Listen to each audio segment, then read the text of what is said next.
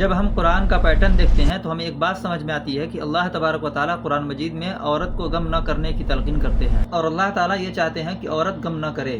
یہی وجہ ہے کہ اللہ تبارک و تعالیٰ قرآن مجید میں بار بار عورت کو غم نہ کرنے کی تلقین کی ہے۔ سورۃ القصص میں فرمایا تاکہ اس کی آنکھیں ٹھنڈی ہو جائے اور وہ غم نہ کرے۔ اسی طرح سورۃ الاحزاب میں فرمایا تاکہ ان کی آنکھیں ٹھنڈی رہیں اور وہ غم نہ کرے۔ سورہ مریم میں فرمایا اس نے اسے آواز دی کہ غم نہ کرو۔ اسی طرح سورۃ القصص میں فرمایا کہ نہ ڈرو اور نہ غم کرو۔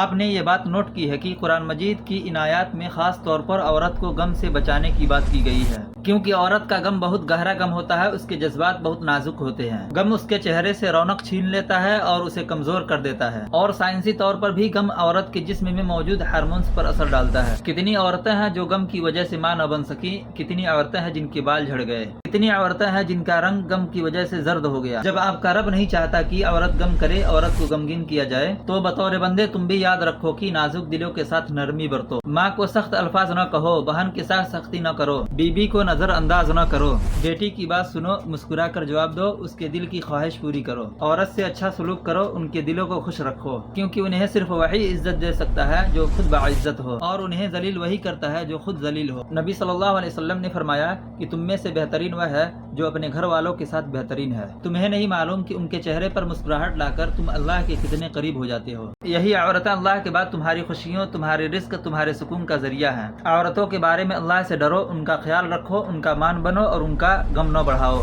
اور صحیح بخاری اور مسلم کے اندر رسول اللہ صلی اللہ علیہ وسلم نے فرمایا کہ عورتوں کے بارے میں بھلائی کی وصیت کو سنجیدگی سے لو، یعنی ان کے ساتھ بھلائی کرو، اور اگر تم بھلائی نہیں کرو گے تو تم دنیا کے بدترین مرد ہوگے۔